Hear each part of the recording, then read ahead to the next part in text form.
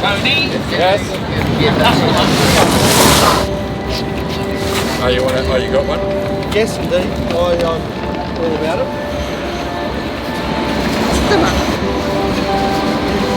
I think they're selling something. Ian calls it customers. They're customers, aren't they, Ian? Selling freedom. We're selling freedom.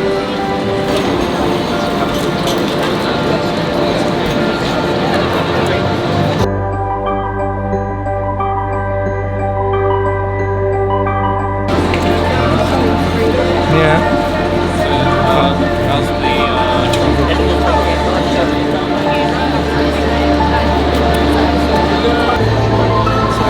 I know the stories.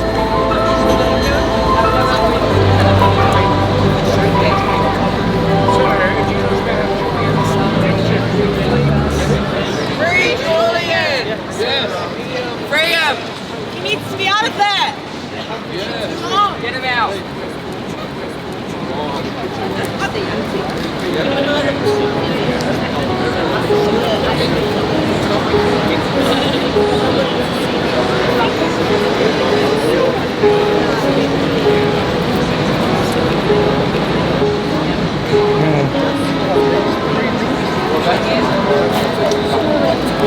Gotta get a 4-day week.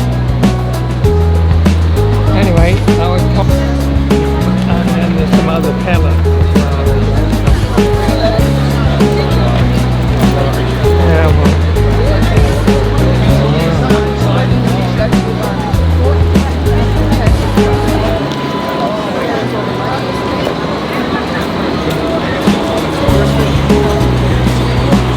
Where's Billy, Steve?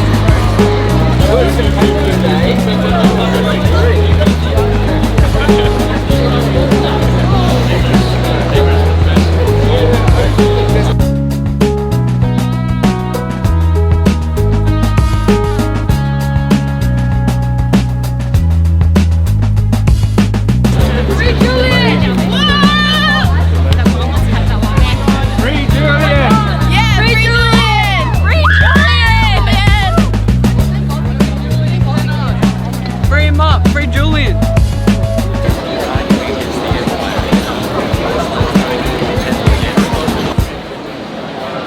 Welcome to the 173rd week of Julian Assange Sydney Town Hall gatherings. Corrupt power has an interest in preventing honest and open communication, and there are various ways it can do it. One important way that corrupt power prevents honest and open communication is through creating the conditions that bring about self-censorship. People censor themselves when they decide they will be better off if they keep quiet. As editor-in-chief of WikiLeaks, Julian Assange refused to be self-censored where public interest information was concerned. For many years, Julian fearlessly published evidence relating to torture programs, war crimes, corruption and other wrongdoing. Julian was eventually silenced when he was captured and placed in solitary confinement within a high-security prison in the United Kingdom. Imprisonment of a journalist is an extreme form of censorship that is imposed on those who refuse to censor themselves. Many people engage in self-censorship out of fear. The treatment of Julian Assange has been excessively cruel and generates fear around publishing public interest information. The extreme treatment of Julian sends a clear message that if we communicate information our governments wish to hide, we will be severely punished, even if no breach of the law has actually occurred. Corrupt power benefits whenever people keep quiet to avoid the cruel and degrading treatments they may otherwise receive. The media play a crucial role in limiting public discussion through their attitudes to particular topics. People are likely to steer clear of expressing certain views if those views have been labelled controversial. After publishing documents that revealed the extensive crimes of the military-industrial complex, Julian Assange was smeared and even received death threats from prominent media personalities. After he informed us about crimes committed against humanity, the mainstream media made ad hominem attacks on Julian. Julian's character was lied about so badly that no ordinary person would wish to endure the smearing that Julian received. Julian Assange is an exceptionally brave human being, but by the time he was arrested and placed in prison, he was suffering from chronic anxiety, which was judged to have been induced by collective political persecution of the US, the United Kingdom, Sweden and Ecuador. People often fail to speak about serious corruption if they realise their employment and income are conditional on their silence. Self-censorship is not new. Corrupt systems have probably been limiting free speech from time immemorial. With the development of the WikiLeaks anonymous Dropbox, Julian had a potent way to bring about transparent democracy. The WikiLeaks Dropbox made it possible for whistleblowers to divulge public interest information anonymously and so avoid backlash from corrupt power. Defeating corrupt power requires courage. We all gain courage when more of us speak out. If you can see the need to defeat corruption, please come along to the Julian Assange Sydney Town Hall gatherings, where we meet here outside Sydney Town Hall on Fridays at 5 p.m. during daylight saving time till 7 p.m. When we go into the winter months, we meet here at 4 p.m. to 6 p.m, which will occur later this month.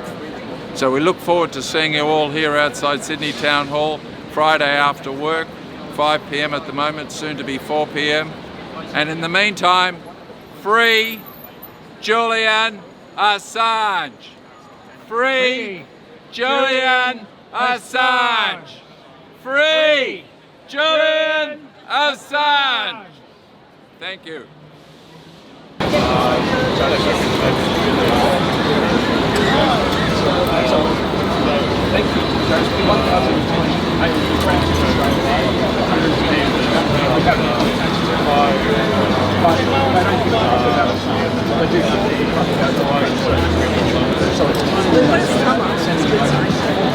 That fellow who put his thumb up. That's just a people.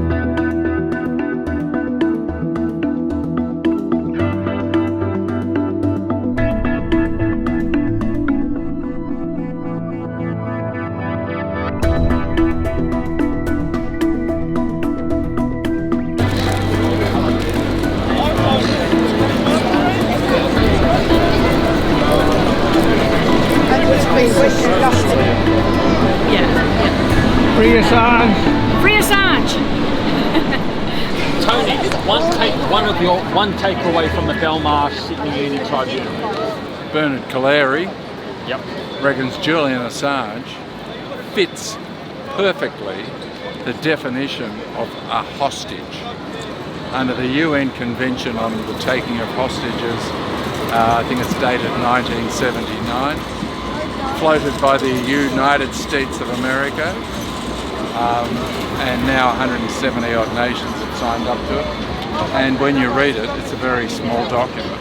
It fits Julian's case perfectly. So Bernard Colleary's going to, that was the revelation. Absolutely, hands down. So check out Bernard Colleary on YouTube. Yes. So that we're putting, it's putting a motion to the UN. Assange, let him go because he's a hostage and he's being Illegally held. as a hostage. No, absolutely.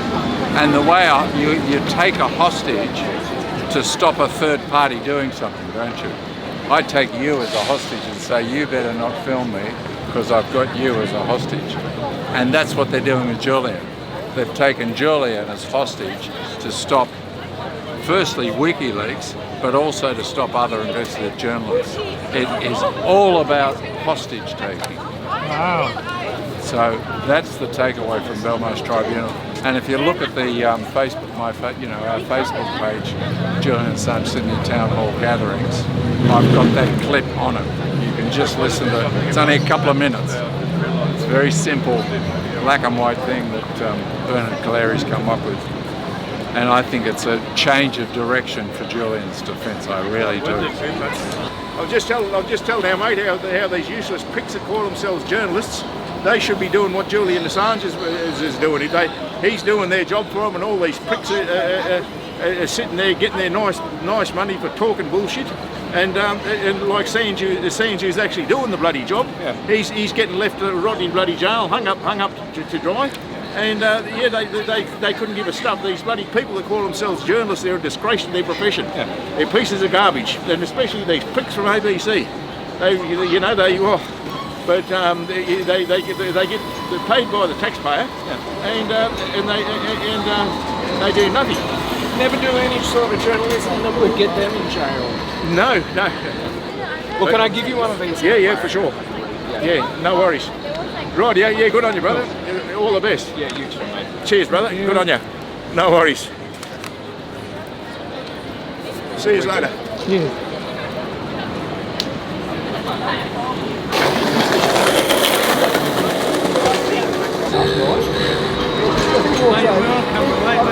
I was going to... Free Julian Assange! Free Julian! Julian Assange!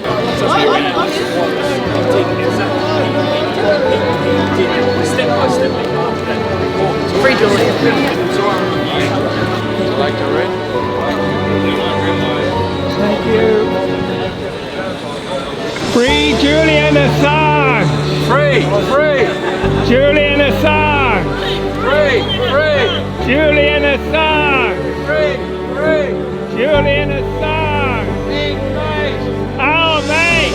Julian Assange! Inmate! Our mate! Julian Assange! Only one decision! No extradition! There's only one decision! No extradition! Free! Julian Assange! Free! Julian Assange! Our mate! Julian Assange! Inmate! Our mate! Julian Assange! There is only one decision! No extradition! There is only one decision! No extradition! The following are quotes from Julian Assange. As WikiLeaks stands under threat, so does the freedom of expression and the health of our societies. We must use this moment to articulate the choice that is before the government of the United States of America. Will it return to and reaffirms the values it was founded on, or will it lurch off the precipice and dragging us all into a dangerous and oppressive world, in which journalists fall silent under the fear of prosecution and citizens must whisper in the dark? I say that it must turn back. WikiLeaks has become the rebel library of Alexandria. It is the single most significant collection of information that doesn't exist elsewhere, in a searchable, accessible, citable form, about how modern institutions actually behave. And it's gone on to set people free from prison, where documents have been used in their court cases, hold the CIA accountable for renditions programs, and feed into election cycles. Our civilization can only be as good as our knowledge of what our civilization is. We can't possibly hope to reform that which we do not understand. We don't go after a particular country. We don't go after a particular organisational group. We just stick to our promise of publishing material that is likely to have a significant impact. Our founding values are those of the US Revolution. They are those of people like Jefferson and Madison. The promise that we make to our sources is not only we will defend them through every means that we have available, technological and legally and politically, but we will try and get the maximum possible political impact for the material that they give to us. In the theory of change I outlined, we have a starting point. We have some observation about reality, like Kroll, an international private intelligence agency, observing where Daniel Arap Moi, president of Kenya formerly, stashed all his money. Then that information came to us, and then we spread it around in a way designed to maximize impact. And it entered the minds of many people and caused them to act. The result was a change in the Kenyan election, which then went on to produce many other changes. We can look at this whole process as justice produced by the Fourth Estate. This description, which is partly derived from my experiences in quantum mechanics, looks at the flow of particular types of information, which will affect some change in the end. The bottleneck appeared to me to be primarily in the acquisition of information that would go on to produce changes that were just. In a Fourth Estate context, the people who acquire information are sources.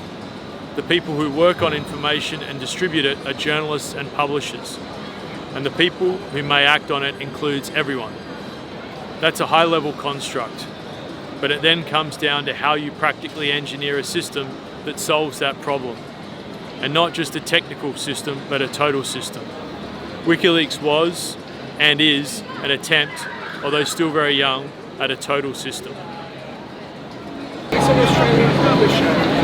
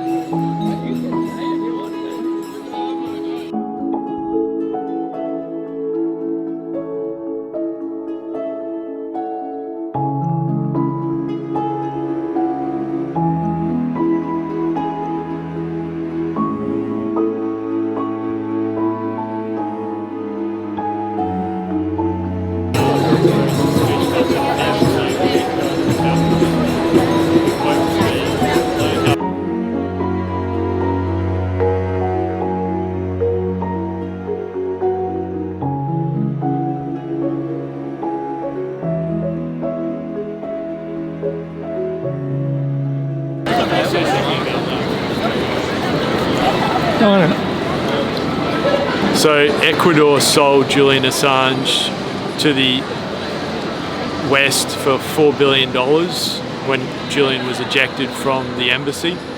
And Albo, the wolf in sheep's clothing, has just purchased subs from the Americans for nearly $400 billion and couldn't get Assange out of lockup for that amount. So what do we know from that? The price of Assange has gone up. We know he's priceless, but he's now worth more than $400 billion. Hang your head in shame, Albo. You couldn't get him out for $400 billion. Pathetic.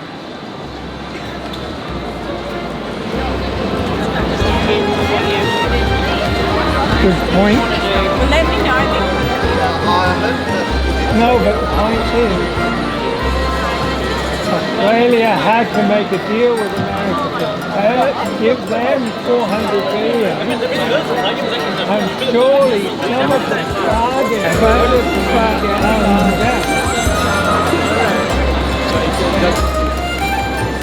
Today we have St. Patrick's Day 2023, March 17. What would St. Patrick have said about whistleblowers and about Julian Assange and people like that? I actually feel that St. Patrick would have, asked the Prime Minister, Mr. Albanese, the US President Joe Biden, the British Prime Minister, Mr. Sunak, to actually release Julian Assange. We are all Assange.